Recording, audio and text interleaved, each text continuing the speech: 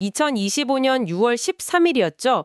이스라엘이 이란 핵시설을 정말 대규모로 공습하면서 중동 전체가 다시 한번 긴장 속으로 빠져들었습니다. 네, 그렇죠. 이란도 바로 보복에 나섰고요. 네. 그래서 오늘 여러분이 보내주신 국가안보전략연구원 이슈 브리프, 이걸 바탕으로 지금 이 급박하게 돌아가는 상황의 핵심을 좀 파헤쳐 보려고 합니다. 왜 하필 지금이었을까? 또 앞으로 파장은 어떨지 같이 한번 깊이 들어가 보시죠. 네. 이게 단순히 두 나라 충돌, 이걸 넘어서는 문제라서요. 국제 정세나 안보 질서에도 굉장히 큰 영향을 주고 있습니다. 보내주신 자료 보면서 사건 전개랑 그 뒤에 숨어있는 복잡한 어떤 동력들 한번 살펴보겠습니다. 좋습니다. 그럼 먼저 사건 개요부터 좀 짚어볼까요? 이스라엘 작전명이 라이징 라이언이었는데 이게 상당히 큰 규모였다면서요. 구체적으로 피해가 어느 정도였나요? 그렇습니다.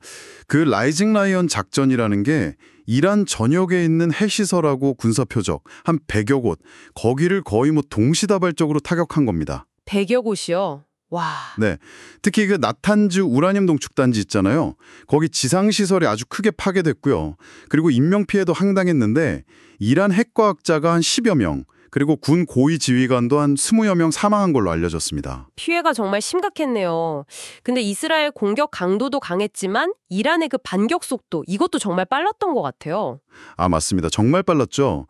공습이 있고 나서 몇 시간 만에요. 이란이 한 150발에서 200발, 그 정도 탄도미사일하고 드론으로 바로 반격을 했어요. 바로요? 네. 근데 그중 일부가 텔아비브 도심까지 날아가서 민간인 사상자도 한 40명 넘게 발생했습니다. 이건 말 그대로 즉각적인 보복의 악순환이 시작된 거죠. 이렇게까지 정말 극단적인 군사 행동을 한 건데 이스라엘의 속내, 이게 뭘까요? 아마 청취자분들도 이 부분이 제일 궁금하실 것 같아요. 왜 하필 지금이었을까요? 네, 그게 제일 중요하죠. 가장 핵심적인 이유는 이란의 핵무기 개발 능력. 이게 거의 임계점에 도달했다, 이런 이스라엘의 판단이 있었던 것 같습니다. 임계점이요? 네, 그러니까 단기간 안에 핵탄두를 만들 수 있는 고농축 우라늄을 이제 충분히 확보했다, 이런 위기감이죠. 이스라엘은 원래 그 적대국이 대량 살상 무기 갖는 걸 절대 용납 못한다는 백인 독트린이라는 게 있거든요. 아, 1981년 이라크 때처럼요? 맞습니다. 1981년 이라크, 또 2007년 시리아 원자로 폭격, 다 같은 맥락으로 볼 수 있습니다. 적의 핵 능력을 사전에 제거한다, 이거죠. 그럼 외교적인 노력은 이제 더 이상 소용없다고 본 거군요. 그렇죠. 미국하고 이란 핵 협상이 사실상 교착 상태잖아요. 그러니까 외교적으로 풀릴 거라는 기대가 거의 사라진 점, 이것도 작용했고요. 또 하나는 네타냐후 총리의 국내 정치 상황도 좀 봐야 합니다. 아, 국내 정치요? 네, 사법개혁 문제 이런 것 때문에 리더십 위기가 있었는데 이런 외부 위협을 좀 부각시켜서 이걸 돌파하려는 의도, 이것도 전혀 없다고는 할 수 없겠죠. 그러니까 이스라엘 입장에서는 외교는 막혔고 이란 핵 능력은 당장 위험하고 딱 이 시점이라고 판단했을 가능성이 높습니다. 그러고 보니 그 1981년 이라크 오이라크 원자로 공습이랑 비교한 분석도 있던데요. 그게 참 흥미로웠습니다. 목표는 비슷했지만 양상은 많이 달랐다고요. 네, 목표 자체는 비슷했죠. 적의 핵 개발 저지. 근데 과정하고 결과는 상당히 다릅니다. 오시라크는 딱 한 군데 단발성 공습이었잖아요. 네. 근데 이번에는 이란 전역에 여러 목표를 대상으로 지속적으로 그리고 아주 대규모로 작전을 한 거죠. 근데 정말 결정적인 차이는 오시라크 때는 공습 후에 이라크가 즉각 보복을 못했어요. 근데 이번에는 이란이 엄청난 규모로 바로 반격을 했다는 거? 그렇죠. 그리고 또 하나, 국제사회 반응이 다릅니다. 국제사회 반응은 어떻게 달랐나요? 81년에는 비난이 많지 않았나요? 맞습니다. 81년에는 미국을 포함해서 거의 국제사회 대부분이 이스라엘을 규탄했죠. 근데 이번에는 미국이 이스라엘의 자위권이다, 이렇게 지지하고 나섰고 네. 유엔 안보리에서도 규탄 결의안 채택에 실패했잖아요. 그러니까 국제사회가 좀 분열된 모습을 보인 거죠. 그렇군요. 아, 그리고 또 중요한 차이가 있는데 오시라크 공격은 이라크 핵 개발을 그래도 꽤 오랫동안 지연시켰다는 평가를 받거든요. 근데 네. 이번 공격은 지하시설은 멀쩡하고 그래서 이란의 핵무기 제조 잠재력 자체를 완전히 없애지는 못했다, 이런 평가가 많아요. 아, 정말 큰 차이네요.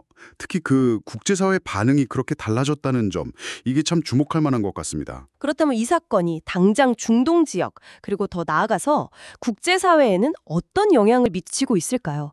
경제적인 파장도 만만치 않다고 들었는데요. 네. 일단 중동 안에서는요, 이란의 영향력이 아무래도 타격을 입으니까 사우디 같은 다른 순위파 국가들 입지가 상대적으로 좀 강해질 수 있다. 이런 분석이 있고요. 세력구도 변화 가능성이군요. 그렇죠. 그리고 국제적으로 보면 미중 러단의 경쟁 구도, 이게 중동에서 더 확실해지고 유엔 안보리 보세요 제 기능을 못하잖아요. 이런 국제규범의 어떤 무력화, 이런 게 더 분명해졌죠. 핵 비확산 체제, NPT라고 하죠. 여기에도 심각한 도전이고요.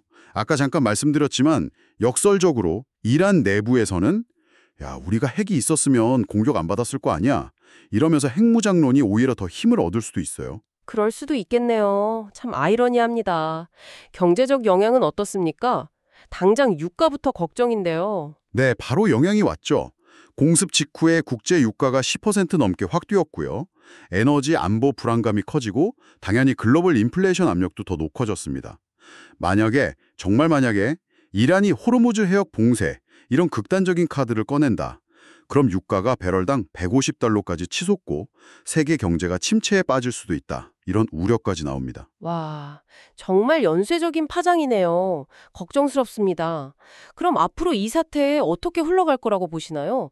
이게 뭐 단기간에 해결될 것 같지는 않은데요. 네, 지금으로서는 양쪽 다 워낙 강경해서요. 군사적 긴장이 계속될 가능성이 높아 보입니다. 이스라엘은 이란 핵 능력 완전히 제거하겠다. 이러면서 추가 공격 가능성도 열어두고 있고 이란 최고 지도자도 가장 가혹하게 응징하겠다고 했고요. 그럼 확전 가능성도 있는 거네요? 네, 배제할 수 없죠. 레바논의 헤즈볼라 같은 친이란 세력들이 개입하거나 아니면 아까 말씀드린 호르무즈 해협 상황이 더 나빠진다거나 이런 확전 위험 시나리오들이 있습니다. 결국 여기서 미국의 역할이 또 중요해지겠군요. 네, 맞습니다. 미국의 개입 여부 그리고 그 수위가 핵심 변수가 될 겁니다. 미국이 지금 이란한테 요구하는 게 사실상 조건 없는 비핵화인데 이걸 이란이 어느 정도 받아들일지 여기에 따라서 사태 전개 방향이 크게 달라질 수 있겠죠. 근데 당분간 외교적으로 해결될 기미는 잘 안 보이는 게 사실입니다. 네, 오늘은 이스라엘의 이란 핵시설 공격 사건을 중심으로 그 배경부터 파장, 그리고 앞으로의 전망까지 깊이 있게 한번 짚어봤습니다. 이게 정말 한 지역의 분쟁이 어떻게 국제 질서 또 안보, 경제 전단에 걸쳐서 복잡하게 얽혀 있는지를 다시 한번 확인하게 되는 것 같습니다. 그렇습니다. 이게 힘의 논리가 어쩌면 국제 규범보다 더 앞서는 것 같은 현실, 그리고 핵무기를 둘러싼 이 풀기 어려운 안보 딜레마, 이걸 동시에 보여주는 사건이라고 할 수 있겠죠. 그래서 이 지점에서 여러분께 한번 질문을 던져보고 싶습니다. 국제 규범의 힘이 좀 약해지는 것 같은 이 시대에 과연 국가 안보를 지키는 가장 현명한 길은 뭘까요? 압도적인 힘을 통한 억제일까요? 아니면 그래도 국제적인 규범과 외교를 통해서 안정을 추구하는 걸까요? 한번 좀 같이 고민해 볼 문제가 아닌가 싶습니다.